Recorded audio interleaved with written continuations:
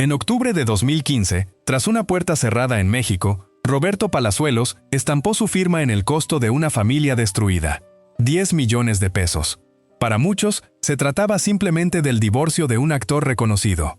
Para otros, representaba la primera fisura visible en el hombre que durante años había vendido una ilusión de poder, opulencia y dominio.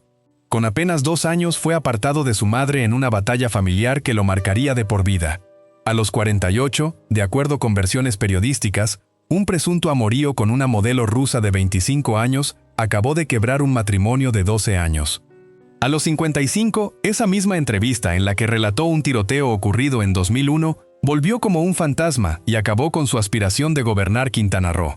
Y luego llegó Tulum, llegó Andrés García, llegó Otis, llegó el descenso gradual de un hombre convencido de que el dinero era capaz de comprarlo absolutamente todo.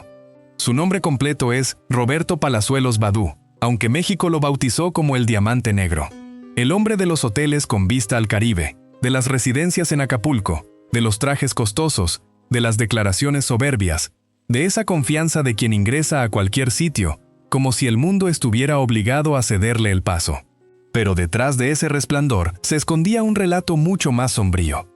Un niño sin figura materna, un marido señalado de infidelidad, un amigo eliminado de un testamento, un empresario acusado de despojo y un político que jamás alcanzó la boleta electoral.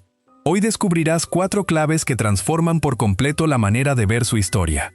Primero, cómo una niñez fracturada entre una madre lejana, un padre influyente y un clan dispuesto a recurrir a la fuerza, plantó en él una obsesión malsana por dominarlo todo.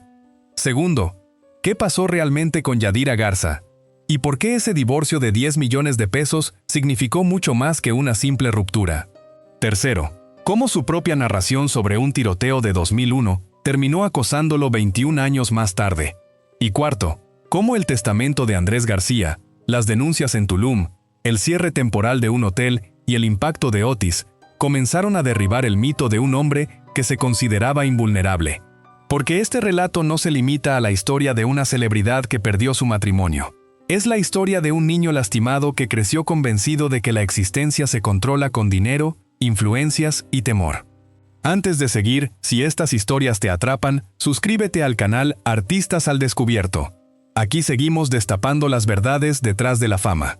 Pero antes de comprender ese desplome, conviene volver al comienzo, cuando Roberto Palazuelos aún no era el Diamante Negro, sino apenas un niño atrapado en un conflicto familiar que jamás escogió. Todo comenzó en Acapulco, Guerrero, el 31 de enero de 1967. Mientras México promocionaba al mundo playas doradas, hoteles refinados y noches eternas junto al mar, nacía un niño en una familia donde el dinero abundaba, pero la tranquilidad ya llegaba quebrada desde la cuna. Se llamaba Roberto Palazuelos Badú, hijo de Roberto Palazuelos Rosenzweig, un empresario mexicano de apellido influyente, de esos que abren puertas sin necesidad de tocarlas, y de María Badú, una modelo de ascendencia francesa y estadounidense que había llegado a Acapulco con el atractivo de una mujer habituada a las cámaras, a la moda, a los viajes, a ese universo donde todo luce reluciente desde fuera. Ella no era una madre convencional, era una mujer independiente, distinguida, imposible de someter, mientras que él procedía de un clan acostumbrado a imponer órdenes. Ahí nació el enfrentamiento. Roberto tenía solo 2 años cuando el matrimonio se disolvió. 2 años. Una edad en la que un pequeño aún no comprende lo que implica un divorcio, ni una demanda legal, ni una disputa entre adultos. Solo capta una cosa. Un día un rostro está presente y al siguiente ya no aparece. María Badú tomó a su hijo y lo llevó a Nueva York para vivir junto a sus abuelos maternos. Para ella tal vez era una manera de resguardarlo. Para la familia Palazuelos, en cambio, significó una declaración de guerra. Fue entonces cuando apareció el hombre que dejaría la primera gran sombra de este relato. Roberto Palazuelos Bassols, el abuelo apodado el Tigre, no llevaba un mote decorativo. Era una advertencia. El Tigre no transaba con la pérdida, no toleraba que le arrebataran algo que consideraba propio. Y para ese clan, el niño no representaba solo a un niño. Era linaje, era apellido, era herencia. Los Palazuelos contrataron detectives privados para localizarlo en Estados Unidos. No era una escena sacada de una telenovela, sino una operación auténtica, calculada, financiada con dinero e influencias. Según el propio testimonio que Roberto ofrecería años más tarde, cuando dieron con el departamento donde residía, su padre ingresó haciéndose pasar por un técnico que revisaba el gas. Detente a imaginar esa escena por un instante. Un pequeño en Nueva York, una niñera a su cuidado, una puerta que se abre y, de repente, la vida se transforma sin que él logre entender el motivo. La niñera fue reducida, el niño fue retirado del sitio. Luego llegó el aeropuerto, el avión, la fuga hacia México. María Badú se enteró de lo sucedido y solicitó la intervención del FBI. La instrucción era interceptar el vuelo y obligarlo a regresar, pero la aeronave ya había ingresado al espacio aéreo mexicano y el piloto no dio marcha atrás. En cuestión de horas, Roberto pasó de ser el hijo que dormía en Nueva York, junto a la familia materna, a convertirse otra vez en el heredero resguardado por los Palazuelos. Pero a ese niño nadie le consultó qué deseaba. Creció envuelto en lujo. Así es. Se crió entre residencias amplias, con apellido de peso, con resguardo, rodeado de mujeres de carácter fuerte. Su abuela, su tía Margot, y por encima de todas, Susana Palazuelos. La tía que acabó ocupando el papel materno cuando la madre biológica se transformó en una simple ausencia. Susana le brindó cuidados, disciplina y afecto, a su modo. Pero existen vacíos que ni la mejor mesa, ni la casa más lujosa, ni el apellido más influyente logran llenar, porque Roberto sí tenía madre, aunque no la tuviera cerca. Durante su adolescencia, tras pelear con su padre, se encerraba en su habitación y lloraba aferrado a una imagen de la Virgen María. Detente a pensar en esa escena. El futuro diamante negro. El mismo hombre que, años más tarde, hablaría con arrogancia, que presumiría hoteles, armas, contactos y dinero, de niño estaba sentado frente a una figura religiosa porque no sabía dónde depositar su dolor. Esa es la cara que el lujo jamás enseña, la parte que no aparece en las revistas, la que explica por qué ciertos hombres levantan imperios no para vivir mejor, sino para no volver a sentirse desprotegidos. A los 18 años, Roberto hizo lo que cualquier hijo lastimado hubiera querido hacer. Fue en busca de su madre. Viajó a Nueva York con la esperanza de hallar una respuesta, una explicación, un abrazo que justificara tantos años de distancia. Pero el reencuentro no fue la escena que él tenía en mente. María Badú se mostró distante, fría, como si el paso del tiempo hubiera construido un muro demasiado alto entre ambos. Y fue ahí cuando sobrevino la segunda pérdida. Primero lo alejaron de ella cuando era pequeño. Luego, cuando regresó por decisión propia, tampoco halló el refugio que anhelaba. Esa herida lo condujo a una etapa sombría, marcada por excesos, consumo de sustancias y una urgencia desesperada por acallar aquello que no podía resolver.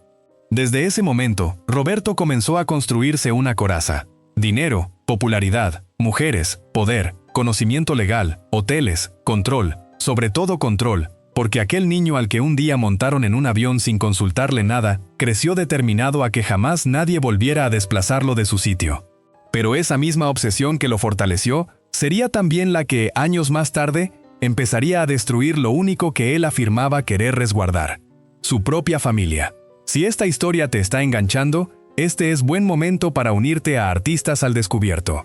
Dale suscribirte y activa la campanita para conocer el resto del camino. Roberto Palazuelos se desarrolló con una idea grabada en la mente. La familia no podía volver a quebrarse. Ya lo había vivido una vez siendo niño. Ya había experimentado esa fisura, esa falta, ese vacío imposible de cubrir con dinero, con residencias enormes, con apellidos prestigiosos.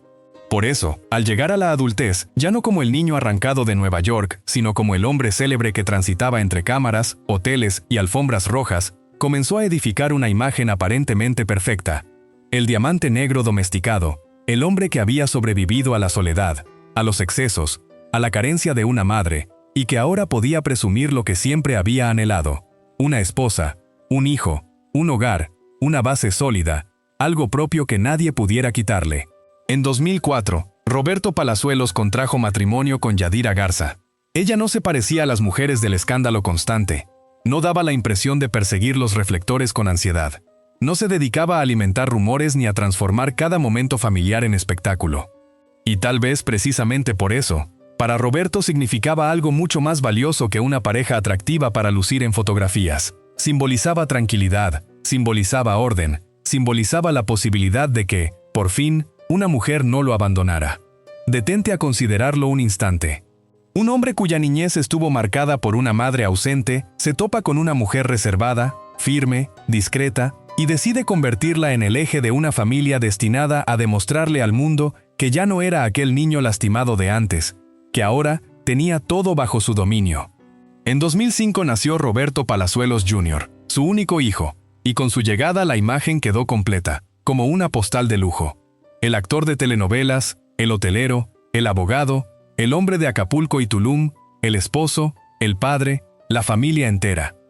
Por más de 10 años, esa fue la versión que el público conoció. Propiedades, cenas, entrevistas, apariciones cuidadosamente planeadas. Roberto se expresaba con la certeza de quien cree haber vencido su propio pasado, como si el apellido, el dinero y el matrimonio hubieran logrado borrar aquel episodio inicial de su existencia. Un niño repartido entre dos familias que se disputaban su custodia como si fuese un objeto. Pero detrás de esas fotografías familiares, algo comenzaba a descomponerse. Porque existen hombres que no derrumban su hogar de un solo golpe. Lo van fracturando de a poco. Una mentira acá, una ausencia allá, una justificación que no encaja, una llamada oculta, una mirada que ya no regresa igual que antes. Y cuando la fisura por fin se hace visible ante todos, el colapso llevaba ya mucho tiempo gestándose en silencio. En octubre de 2015, de acuerdo con versiones periodísticas, el secreto salió a la luz. Roberto tenía 48 años, Yadira 38. La prensa del espectáculo indicó que él habría sostenido un vínculo con Mariana Ivanovna, una modelo rusa de 25 años. 25. Casi la mitad de la edad de él. No se trataba únicamente del dato frío de una presunta infidelidad. Era el tipo de detalle capaz de transformar una crisis matrimonial en un incendio mediático. La noticia golpeó como una piedra la imagen del hombre de familia, porque no hablamos de un desconocido cualquiera. Era Roberto Palazuelos, el mismo que durante años había promocionado una vida de éxito total, el mismo que aparentaba tenerlo todo calculado, todo resguardado, todo bajo dominio. Y de repente el relato dejó de girar en torno a hoteles, playas y trajes costosos. Comenzó a girar en torno a los engaños. Roberto lo negó, lo matizó, intentó frenar el impacto, como tantas veces a lo largo de su vida buscó controlar la narrativa. Pero hay asuntos que, una vez pronunciados en voz alta, ya no vuelven a la sombra. Para Yadira Garza, la herida resultaba demasiado honda. Lo que se quebró no fue solamente una relación de pareja, sino la confianza. Y cuando la confianza se rompe, ni la fortuna más grande logra reconstruirla. Así, 12 años de matrimonio comenzaron a cerrarse entre oficinas, abogados, acuerdos y silencios. Según medios de comunicación, el divorcio le representaría un costo cercano a los 10 millones de pesos. 10 millones para cerrar un hogar, 10 millones para ponerle un valor legal a una ruptura íntima, 10 millones para que el diamante negro comprendiera que incluso la familia que él mismo había edificado podía desmoronarse igual que la de su niñez. Y ahí surge la ironía más despiadada. Roberto, el niño que padeció la separación de sus padres, terminó reproduciendo la misma herida en la vida de su propio hijo. No de idéntica manera, no con los mismos protagonistas, pero sí con el mismo desenlace. Una familia fragmentada por decisiones de adultos. Años más tarde, en Netas Divinas, Palazuelos se referiría a la infidelidad con una frase peculiar, casi filosófica, al afirmar que quien es infiel se traiciona primero a sí mismo. Suena profundo, suena elegante, suena como una manera de transformar una falta en reflexión. Pero bajo esa frase se escondía algo más incómodo, la necesidad de justificar lo injustificable, de otorgarle categoría moral a una conducta que dejó un hogar vacío. Porque el asunto no giraba únicamente en torno a si Roberto había sido infiel a Yadira. El verdadero problema era que el hombre obsesionado con no perder el dominio, acababa de perder justo el espacio donde más necesitaba conservarlo, su familia. Y cuando esa máscara se desplomó, cuando el esposo modelo dejó de parecer invulnerable, comenzaron a emerger otras sombras, más antiguas, más peligrosas, sombras que ya no giraban en torno a una mujer, ni a un divorcio, ni a 10 millones de pesos. Hablaban de armas, de sangre, de un tiroteo ocurrido en 2001 y de una entrevista en la que Roberto creyó estar narrando una simple anécdota, sin sospechar que esas palabras regresarían años después para hundirlo. Cuando una familia se desintegra, con frecuencia no solo se derrumba el matrimonio, también cae la máscara. Y en el caso de Roberto Palazuelos, tras el divorcio de Yadira Garza, lo que comenzó a salir a la luz ya no era solamente la historia de un marido acusado de infidelidad.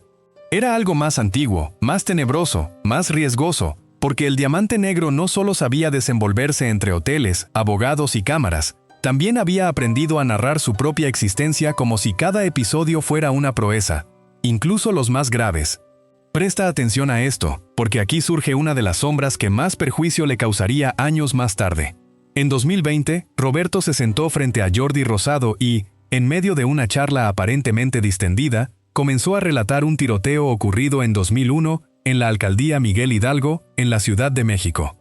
Casi 2 décadas habían transcurrido, 19 años, tiempo suficiente para que muchos olvidaran, pero no para que el episodio se esfumara por completo. Según su propia versión, todo inició cuando fue a visitar un negocio de estacionamiento, perteneciente a un conocido al que apodaban Scarface.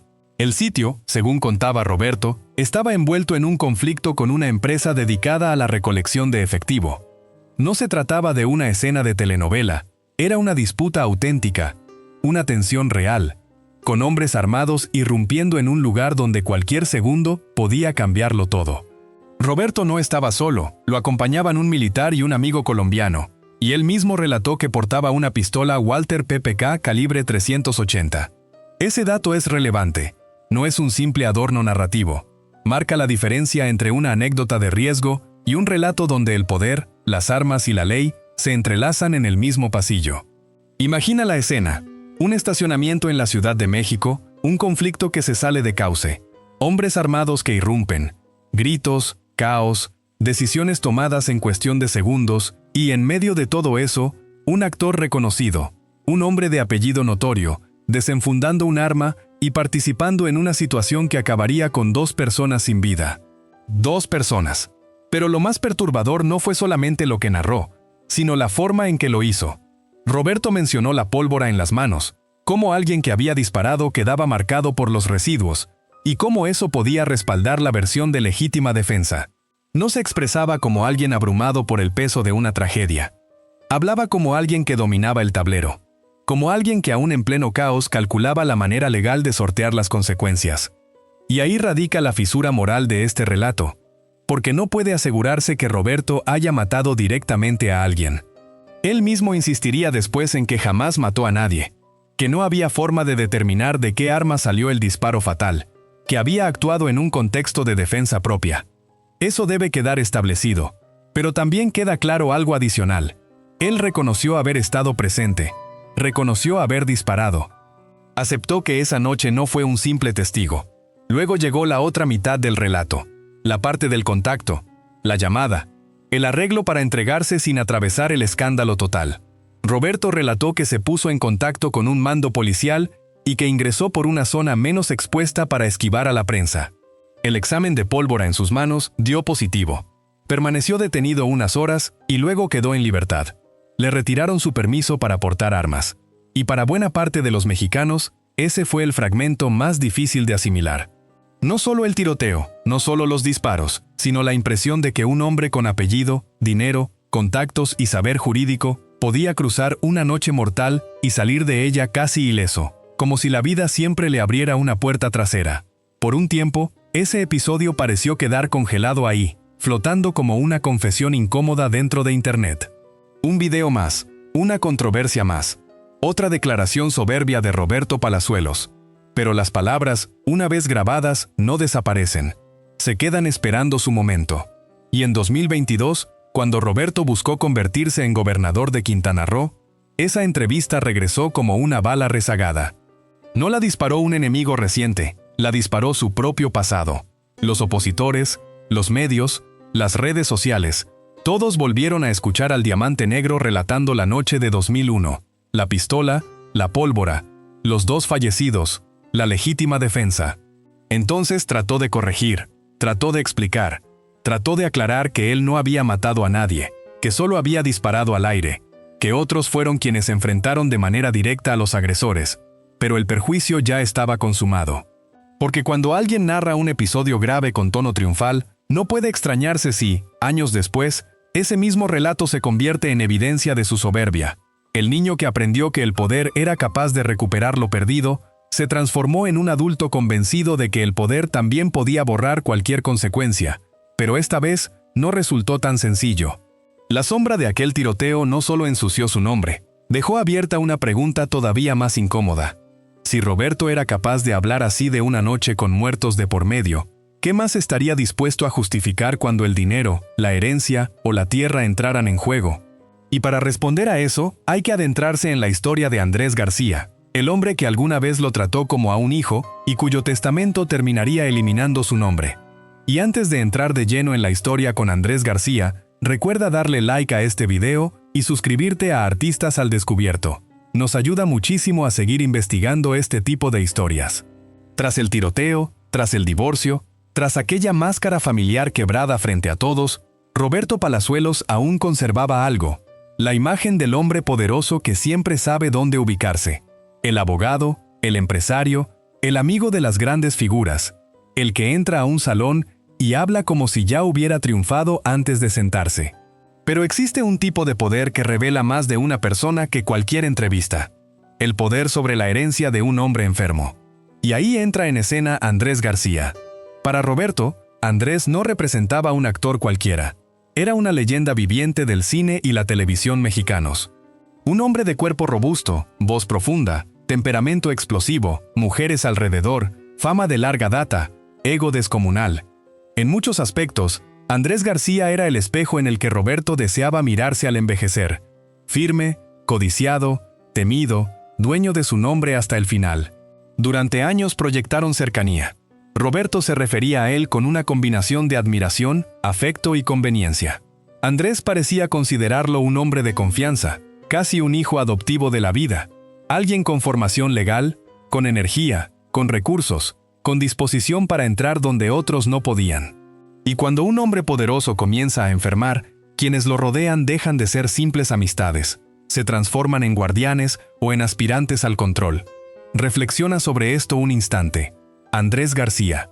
El galán que aparentaba ser indestructible comenzó a apagarse entre quebrantos de salud, anemia, neumonía, cirrosis, agotamiento, pleitos familiares y una vejez cada vez más expuesta frente a las cámaras. Su organismo ya no respondía como en el pasado.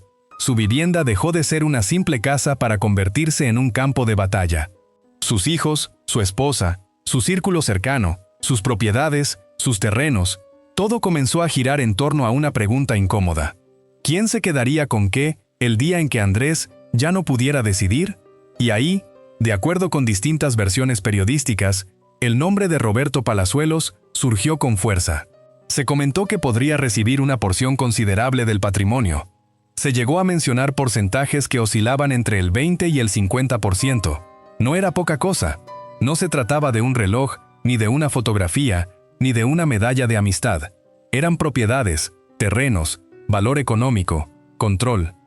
Y eso es justamente lo que vuelve este capítulo tan incómodo, porque Roberto ya era adinerado, ya contaba con hoteles, residencias, negocios, apellido, presencia mediática, contactos. No requería la herencia de Andrés García para subsistir. Entonces, la cuestión no era cuánto podía obtener, sino por qué necesitaba involucrarse hasta el cuello en la última voluntad de otro hombre. La respuesta quizá no residía únicamente en el dinero, sino en el control, porque para Palazuelos, controlar equivalía a no sentirse abandonado. Dominar una familia, dominar un relato, dominar una crisis, dominar una herencia. Y cuando Andrés García comenzó a modificar su testamento, ese control se le fue escurriendo entre las manos. En agosto de 2022, Andrés modificó su última voluntad, y cuando falleció en abril de 2023, el relato ya venía cargado de sospechas. 2 meses más tarde, al abrirse el testamento definitivo, el golpe fue contundente. 4 partes iguales. 25% para Margarita Portillo, 25% para Andrés Portillo, 25% para Rosa María García, 25% para Andrés García Jr., y Roberto Palazuelos no figuraba ni como heredero principal, ni como figura decisiva, ni como beneficiario de esa gran expectativa que, durante meses, había alimentado rumores y titulares. El diamante negro quedó excluido del documento más trascendental, fuera. Y ahí comenzó otro conflicto. Roberto no guardó silencio. Acudió a los medios, formuló acusaciones, apuntó contra Margarita Portillo y Rosa María García, denunció aislamiento, manipulación y posibles movimientos irregulares en torno a los bienes de Andrés. Todo bajo una bandera de apariencia noble: defender a Andrés García Jr., el hijo de su amigo. Pero, en el fondo, resultaba difícil desligar esa imagen del espectáculo. Un hombre millonario disputando públicamente la herencia de un fallecido. Un abogado televisivo amenazando con demandas. Un amigo transformado en denunciante. Una familia deshecha ante las cámaras. Y quizá contaba con argumentos, quizá existían dudas legítimas, quizá Andrés Jr. requería respaldo, pero el verdadero problema era otro. Roberto ya arrastraba demasiadas sombras como para que el público le creyera una inocencia absoluta. Tras el divorcio, tras el tiroteo, tras tantas declaraciones soberbias, cada uno de sus movimientos parecía esconder una doble intención. La herencia de Andrés García no le otorgó más poder, le arrebató algo mucho más valioso: credibilidad. Porque cuando un hombre insiste en controlar incluso el legado de los muertos, termina revelando que su apetito no era solo de justicia, sino de dominio. Y ese mismo apetito que lo llevó a disputar propiedades ajenas, también lo aguardaba en otro escenario, mucho más costoso, mucho más riesgoso, mucho más propio. Tulum. Tras el testamento de Andrés García, la palabra herencia quedó suspendida sobre Roberto Palazuelos como una mancha. Pero el verdadero golpe a su imperio no provenía de un difunto, provenía de la tierra, de la arena blanca, de Tulum. Porque si la televisión le regaló fama, Tulum le otorgó poder. Ahí, frente al Caribe, donde los turistas llegan en busca de silencio, yoga, selva, lujo ecológico y fotografías impecables, Roberto edificó una de las imágenes más rentables de su vida. Hoteles como Ajá y Diamante K no eran simples negocios, formaban parte de una fantasía. Cabañas junto al mar, arquitectura rústica, melodías suaves, madera, incienso, alimentos orgánicos, tarifas elevadas, y la sensación de que todo estaba conectado con la naturaleza. Y en medio de esa postal surgió Ven a la Luz, la escultura monumental convertida en símbolo de Tulum. Una mujer gigantesca abriéndose el pecho, como si en su interior guardara árboles, raíces y espiritualidad. Millones de visitantes la retrataron. Muchos ignoraban que detrás de esa imagen de armonía comenzaba a gestarse una historia mucho menos amable. Una historia de documentos, de tierras, de policías, de denuncias. Presta atención a esto, porque aquí ya no hablamos de simples rumores de espectáculo. En 2024, una empresaria de nombre Lisbeth Romano presentó una denuncia penal ante la Fiscalía General de Justicia de la Ciudad de México en contra de Roberto Palazuelos, acusándolo de presunto fraude, violencia y despojo. Esa palabra resulta clave: despojo. No alude a una simple discusión entre vecinos. Implica que alguien denuncia haber sido expulsado de un lugar que consideraba propio o legítimamente ocupado. De acuerdo con la denuncia, todo se remontaba a años atrás. Romano había arrendado desde 2009 un terreno en Tulum para desarrollar un proyecto llamado Yoga Shala, un hotel-restaurante orientado a ese mismo público en busca de bienestar, playa y espiritualidad. Pero hacia 2012, según su versión, Palazuelos o personas relacionadas con él comenzaron a presentarse como representantes legales del propietario del terreno, empleando documentos que ella calificaba de confusos o irregulares. Piensa en la ironía: un espacio promocionado como refugio espiritual, transformado en campo de batalla legal. Un proyecto de yoga rodeado de demandas, miedo y presión. Romano afirmó que en 2015, los registros agrarios revelaban algo muy relevante. El terreno pertenecía al ejido José María Pino Suárez y no figuraba a nombre de Palazuelos ni de su empresa. Aún así, según su denuncia, la presión no cesó. El conflicto siguió acumulando años, documentos, advertencias, versiones contrapuestas, hasta llegar al día que ella jamás olvidaría: el 26 de marzo de 2021. Ese día, según lo denunciado por Romano, elementos de la Policía Municipal de Tulum llegaron al sitio para ejecutar un desalojo sin contar con una orden judicial válida. Ella aseguró que hubo uso de la fuerza, detenciones y agresiones contra las personas que laboraban en el lugar. Roberto Palazuelos ha rechazado las acusaciones y ha ofrecido su propia versión de los hechos. Eso también debe mencionarse. Pero lo innegable es que este episodio quebró por completo la imagen impoluta del empresario ecológico. Porque una cosa es comercializar naturaleza y otra muy distinta es que te acusen de arrebatar tierras. El contraste de la escena resultaba brutal. Afuera, el Caribe seguía resplandeciendo. Los turistas continuaban tomando fotografías. Las palmeras seguían meciéndose con el viento. Pero detrás de esa belleza, una mujer aseguraba sentir miedo. Miedo por ella misma, miedo por sus hijos, miedo de que algo peor pudiera sucederle tras alzar la voz contra un hombre famoso, adinerado, abogado y con contactos. Y entonces, como si el destino quisiera golpear otra puerta del mismo imperio, apareció Profeco. Noviembre de 2025. Parque Jaguar, Tulum. La Procuraduría Federal del Consumidor llevó a cabo inspecciones y suspendió actividades en Diamante K, uno de los hoteles vinculados a Roberto. El motivo no resultaba menor para la imagen del negocio. Precios exhibidos en moneda extranjera, información poco transparente para los consumidores, señalamientos sobre propinas y una habitación doble que, según reportes, alcanzaba los 13,860 pesos. Una cifra que se comparó con tarifas promedio bastante más bajas en el centro de Tulum. Tulum ya no era únicamente paraíso, era abuso, según la autoridad. Palazuelos salió a defenderse públicamente. Aseguró que todo estaba exagerado, que se trataba de un detalle administrativo, incluso de una falta menor en la información del menú. Sostuvo que su hotel figuraba entre los más económicos de su categoría y que estaban aprovechando su nombre para generar ruido mediático. Otra vez la misma respuesta: negar, justificar, minimizar, disputar la narrativa. Pero el problema ya no era únicamente legal, era también simbólico. El Diamante Negro había levantado una fortuna vendiendo luz, naturaleza y lujo junto al mar. Pero cada denuncia, cada inspección, cada acusación de despojo iba revelando que bajo esa luz también existía sombra. Y cuando la sombra de Tulum comenzó a expandirse, Roberto creyó que aún podía blindarse con abogados, fama y poder político. Pero esa ambición sería el siguiente tropiezo, porque después de la tierra llegó la campaña y, después de la campaña, el pasado volvió a pasarle factura. Roberto Palazuelos consideró que la política podía convertirse en su próximo escenario. Ya había sido actor, ya había sido empresario, ya había sido abogado, ya había transformado Tulum en una marca y su apellido en una especie de llave de acceso al mundo del dinero. Pero en 2022, persiguió algo más riesgoso: el poder público. Quintana Roo, el mismo estado donde se ubicaban sus hoteles, sus negocios, sus disputas de tierra y su imagen de magnate del Caribe. Ahí resolvió competir por la gubernatura bajo las siglas de Movimiento Ciudadano. Para sus simpatizantes, era el empresario conocedor de la región, el hombre capaz de hablar de turismo, inversión, seguridad y desarrollo. Para sus detractores, representaba algo muy diferente.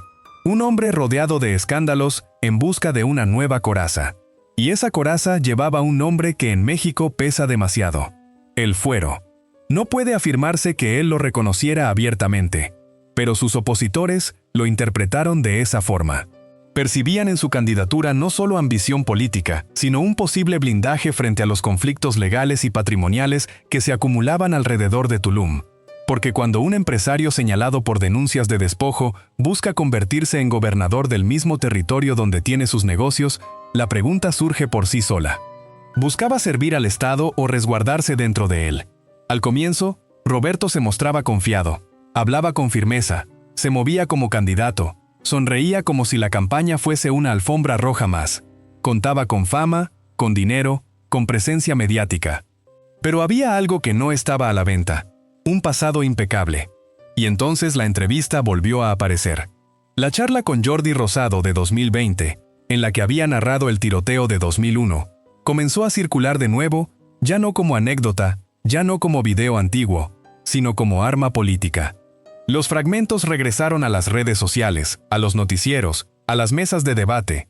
La pistola, la pólvora, los 2 fallecidos, la legítima defensa, todo lo que él había relatado con tanta seguridad, ahora sonaba muy distinto, tratándose de un hombre que aspiraba a gobernar a millones de personas. Detente a pensarlo un momento. Una cosa es escuchar a un actor narrar una historia extrema en una entrevista. Otra muy diferente es imaginar a ese mismo hombre sentado en una oficina de gobierno tomando decisiones sobre policía, justicia y seguridad pública. Roberto intentó sofocar el incendio. Afirmó que jamás mató a nadie, que no había disparado contra ninguna persona. que sus tiros habían sido al aire, y que el relato se estaba sacando de contexto. Pero cuando una frase ya quedó registrada, no alcanza con explicarla después. La gente no escucha únicamente la defensa. Recuerda el tono, recuerda la confianza, recuerda la manera en que aquel hombre parecía sentirse dueño de su propio relato. El impacto fue demasiado severo. La candidatura empezó a desplomarse, no por falta de reflectores, sino por exceso de sombras. El 19 de febrero de 2022, Roberto Palazuelos terminó retirándose de la contienda por la gubernatura de Quintana Roo. El hombre que aspiraba a controlar el Estado ni siquiera alcanzó la batalla decisiva. Fue una caída pública, veloz, humillante y reveladora. Pero lo peor, todavía no provenía de los partidos, ni de las redes, ni de los expedientes. Venía del cielo. 25 de octubre de 2023, Acapulco. El lugar donde había nacido Roberto, el paisaje original de su apellido, el escenario de su niñez y de su orgullo familiar, fue azotado por el huracán Otis con vientos de aproximadamente 270 kilómetros por hora. No fue una tormenta cualquiera, fue una fuerza brutal, imprevista, capaz de borrar en una sola noche lo que familias enteras habían construido durante décadas. Y ahí, frente a la furia del viento, el Diamante Negro no tenía margen para negociar. Casa de la Ensenada, una de sus propiedades más reconocidas en Acapulco, sufrió daños graves. El símbolo de lujo, fiestas, televisión y poder familiar quedó tan expuesto como cualquier edificación humana ante la naturaleza. Roberto habló de aseguradoras, de trámites, de meses de espera, de procesos extensos, similares a los que ya había vivido tras el huracán Wilma en 2005. Pero debajo de esas explicaciones se escondía una verdad más sencilla. El dinero no frena un huracán. Los abogados no detienen el viento. Los contactos no reconstruyen una casa en una sola noche. En apenas unos años, se le habían derrumbado 4 pilares. La familia con el divorcio, la reputación moral con el tiroteo, el imperio empresarial con Tulum y las denuncias, la ambición política con su retiro, y después lo material mismo, sus propiedades castigadas por Otis. No lo perdió todo como un hombre sin recursos. Eso sería falso. Roberto conservó su nombre, sus negocios, su defensa legal, su voz pública, pero perdió algo mucho más difícil de recobrar para alguien como él: la sensación de ser invulnerable. Y cuando un hombre que edificó su vida alrededor del control descubre que ya no domina ni el amor, ni la herencia, ni la tierra, ni la política, ni el viento, solo resta una pregunta. ¿Qué hace después con los escombros? Tras la candidatura frustrada, tras Tulum, tras el testamento de Andrés García, tras Otis, Roberto Palazuelos quedó frente a una imagen que ningún hotel podía decorar, ni ningún abogado podía corregir: la de sí mismo. Ya no era solamente el Diamante Negro entrando a un restaurante con gafas oscuras, ni el empresario que presumía habitaciones con vista al Caribe, ni el actor que hablaba como si cada escándalo fuera una anécdota más. Era un hombre de más de 50 años, forzado a mirar hacia atrás y admitir que muchas de sus batallas no habían nacido en la política, ni en los juzgados, ni en los medios. Habían nacido en su infancia. Porque antes del dinero, antes de Tulum, antes de Yadira Garza, antes de Andrés García, estaba María Badú, la madre ausente, la mujer que lo llevó a Nueva York cuando era niño, la mujer de la que fue apartado por una guerra familiar que él jamás eligió, la mujer que durante décadas se mantuvo como una herida abierta bajo todo ese brillo. Y en 2022, tras casi medio siglo de distancia emocional, Roberto intentó acercarse a ella. No fue una escena perfecta, no fue una reconciliación de película con melodía suave y lágrimas coreografiadas. La vida real pocas veces repara de esa manera lo que se rompió durante 50 años. Pero el gesto tenía valor porque, por primera vez, el hombre que había pasado la vida intentando controlar propiedades, versiones, demandas y titulares, se enfrentaba a algo que no podía dominar: el pasado. Detente a pensarlo un instante. Puedes adquirir una casa, puedes contratar abogados, puedes costear un divorcio de 10 millones de pesos, puedes edificar hoteles donde antes solo existía arena, puedes defenderte frente a las cámaras, pero no puedes forzar a tu niñez a dejar de doler. No puedes ordenarle a un niño abandonado que deje de buscar respuestas dentro del adulto que presume fortaleza. Y quizá por eso, en los últimos años, Roberto comenzó a volcar su atención con más intensidad hacia su hijo, Roberto Palazuelos Jr. Ahí se encuentra la otra posibilidad de esta historia.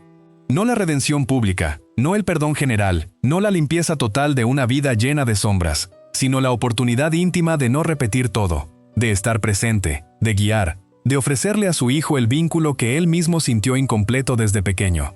Ha afirmado con orgullo que su hijo podría continuar la senda jurídica de la familia.